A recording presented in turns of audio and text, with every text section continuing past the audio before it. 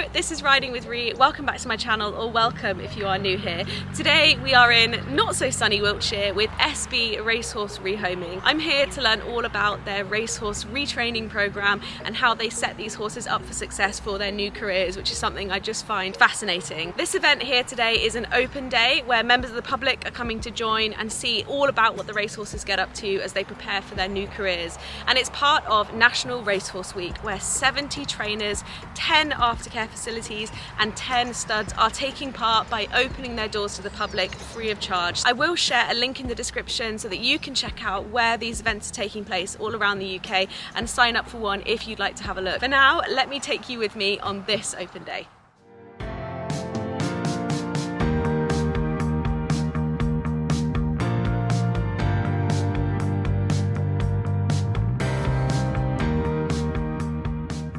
So here we have a horse who hasn't been off the track that long. I mean, she's had him off for about sort of 6 months. Megan, I'm going to say, just see what he's like.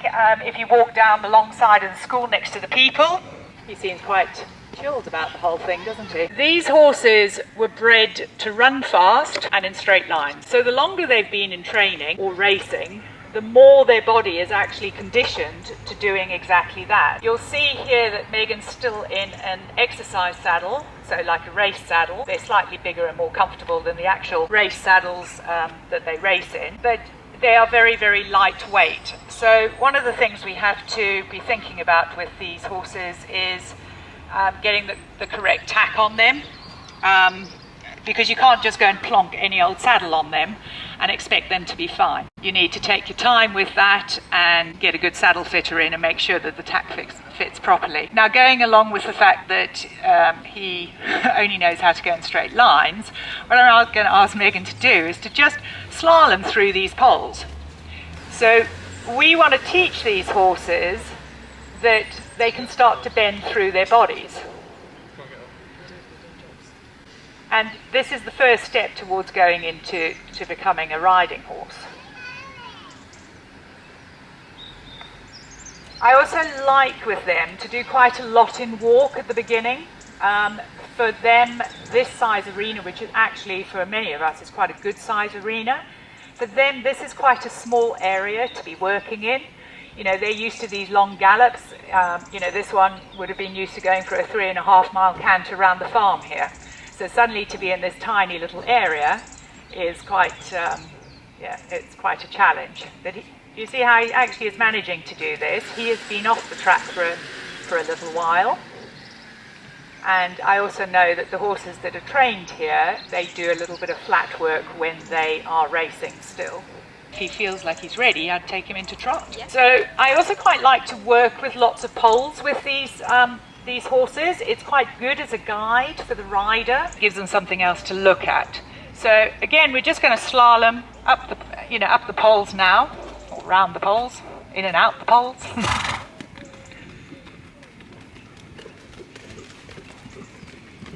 So just let him easily come down. And what Megan can do here to help him is, as she wants him to turn, she starts to put a little bit of weight into the inside stirrup that just helps him to learn about sort of moving his body from side to side. Okay, and then just come large down the long side. He doesn't need to do it every time. We just go straight down there. Yeah, excellent. So what I see from him is he's in a nice relaxed way. Yeah, he's just trotting. Could trot a tiny bit more forward, just go large. And what's nice to see here is that he's not too up with his head and neck. He looks quite relaxed through the neck. I encourage them to be able to stretch. So Megan, if you can let him sort of just go down a little bit more. This helps him get a little bit more back muscle. And then when he stretches, let him take his nose forward a little bit, if he will. That's it. So we start to let him really work over his top line and start to muscle up. Yeah, and large again. So now we're going to add a circle in. So when you get to the top there, or if you like, make a circle that goes through the purple and green poles.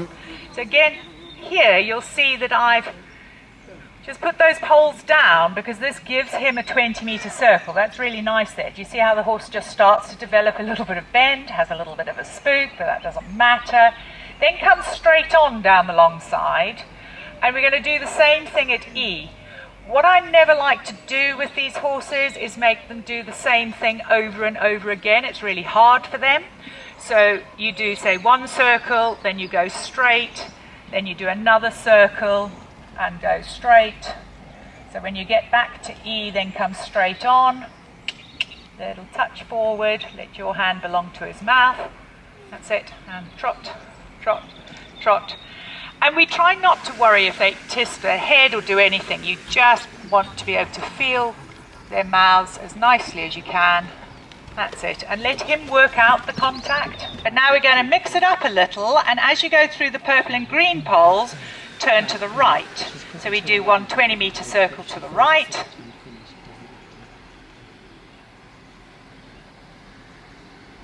And then as you get to A, we're actually going to do a 3-loop serpentine. So you're going to go through the purple and green poles on that half 20-metre circle. Then we are coming around to B and then back through the red and white poles. And you can see there, you know, how he moves his head and neck as he's trying to find his balance as we're changing him from one side to the other. That's it. Yeah, good boy. Trot, trot.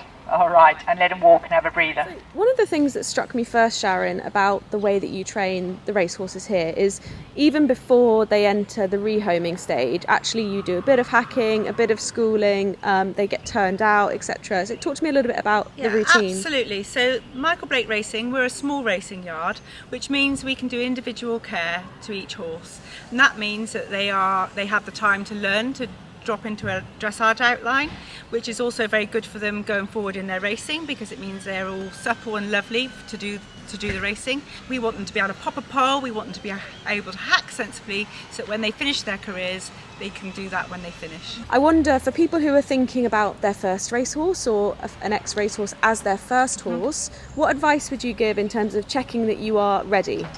Okay, so the beauty of SB Racehorse Rehoming is we are passionate about finding the right homes for the horses because we love the horses, we don't want them going to the wrong homes, so we very carefully choose our people and match them up correctly. Anybody can have a thoroughbred, it's just got to be correctly matched. All thoroughbreds have different personalities, just like all different horses, just like we have different personalities.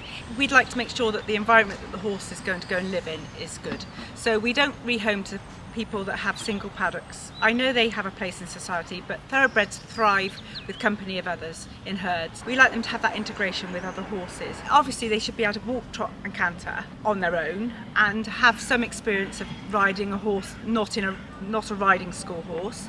But going forward, I've rehomed many horses and I thought, is this going to be right? But they've taken the horse because they've had the tuition and the support outside, and I know that they're going to be fine with that outgoing support. So we're just outside the stables, and on the right hand side of the barn over here you've got all of the horses who are currently racing, and then for the open day on the left hand side you've got a bunch of horses who've come back, who have been rehomed or are already in the rehoming scheme. So I've already met a couple of owners who've actually had horses rehomed from here, so let's go and have a little chat to them in the barn and have a look at some of the horses.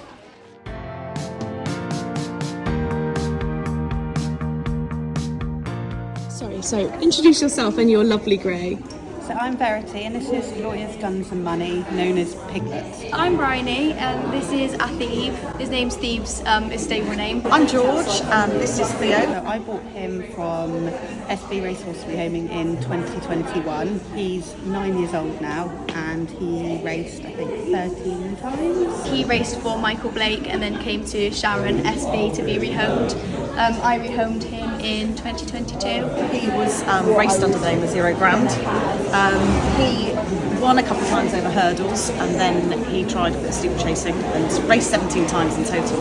Decided it wasn't really for him. Talk me through the process of coming to the yard and trying Piglet and how SB matches you up with the horse that she thinks might be right for you. Initially it was kind of via a social media kind of conversation about kind of my kind of setup at the yard. Sharon won't home to single horse turnouts, and then it kind of was what I was looking for in a horse, kind of my experience, what I wanted for a horse. So he is my first ex-racehorse, so I've never actually had one before or known how to look for one. I contacted Sharon and she gave me a couple of options.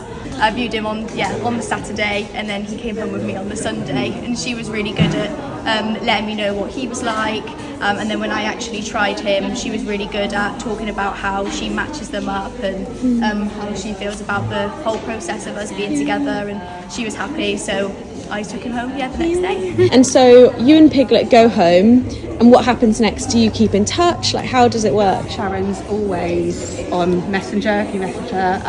I'm friends with her on Facebook, so she follows kind of any posts about him. She's got a rehoming updates group that loads of owners are kind of in to share stories, Piglet events, so she quite often will follow his progress through that or WhatsApp. So I was asking some of the other owners about the process of purchase and how it works, but actually because you've had him for such a long time, talk to me, was he your first ex-racehorse? Yeah, okay, so talk to me about the things you've learnt about owning an ex-racehorse in the 5-year period. One of the key things is, for me, it just takes time. Never rush them. You know, he was all down on the forehand. He was, you know, just a big strung out long racehorse, and that's big what he's used to. And the key thing that used to bug me is people used to say, "Have you galloped him yet?" It's like, I know he can gallop in a straight line. Can he trot in a circle? When you are considering a rider who's like, okay, Nikki, I think I'd like an ex-racehorse, what are the things that you're thinking about for that rider and their skill level? Or attitude, actually? So, first of all, you need to really find the horse with the right temperament for what you are looking for. So if you are somebody who's just looking for a happy hacker, you're not going to be wanting to find something that is, you know, what we call a little bit spicy. If you were getting something from SB Racehorse Rehoming, Sharon would be very, very, you know, upfront with you about saying, you know, are you wanting to hack on your own? Are you wanting to hack with other people? To try and suit the best possible horse to what you want. From a point of view of you know, being the right person for these horses, I think that requires somebody with patience. You can't expect these horses to just come straight away and do exactly what you want. They've come from a different background. They need to find out about sort of working with new saddles and different bridles and in a different environment. So patience is probably the biggest thing that I would say, and to be prepared. You know, it's not always going to be straightforward, but it's really rewarding. So if you need to get some help with it, then you go ahead and do it. But wow, they can be just absolutely wonderful horses. It's really important with these horses that we choose the right life for them. We had one of the many Harrys that have come through here, partly because he'd come back and they said, oh, he was a dressage horse, and I sort of took one look at him and I went, oh, I don't know. I said, this horse, and I rode him a bit and I took him out in the fields and I said, this horse feels like it'd just be amazing going team chasing. Well, off he went. He was like, yes, thank you very much. I don't want to do dressage, I want to go team chasing. Oh, he was going team chasing open very, very quickly with an ex-jockey who absolutely adored him. So it's very much about finding the right home for these guys. Don't underestimate how adaptive they are. They can do absolutely anything. They're really loving, and you think that when they're in a race yard really busy, they're talking to lots of different people and they're being dealt with by lots of different people, you kind of think that they don't form that kind of bond and connection, but they absolutely do. So just to never underestimate them and always include them in your options. Imagine I go and strap a girth around you and say I want to piggyback, go run real fast. It's going to make those feel a little bit tight. So making sure that your therapist is getting in there and just working down all those intercostals can really help to free up the axial muscles along the back, which means we can then start to get this lift. Watch yourself, lovely. We've got that lift coming through, and we've got that lovely strong back leg. We've been working really, really hard to make sure that this horse is working correctly. So I'm feeling along, like a little one there. So around T11, T12 here. So I'm going to do what's called a high velocity, low altitude thrust. So it's not going to be, I'm not banging the vertebra, the spinous process, that's the bit that we can feel, but I'm just giving it kind of like a little nudge, a little reset button for it to go back to where it was, and everything's being nice and straight again. Okay? So I've found that top part of the spinous process, and I've just balanced my platform there against it. Take my sternum back, and then a little flip. Well, that is it. Thank you so much for joining me at the open day of SB Racehorses Rehoming. I will share useful links that I think will be helpful if you're on a journey of getting your own ex-racehorse, if you're interested in the work of SB Racehorse Rehoming, or anything else, including links to the open days if you want to visit one in the next week or so. And I will see you soon. Thanks for joining me.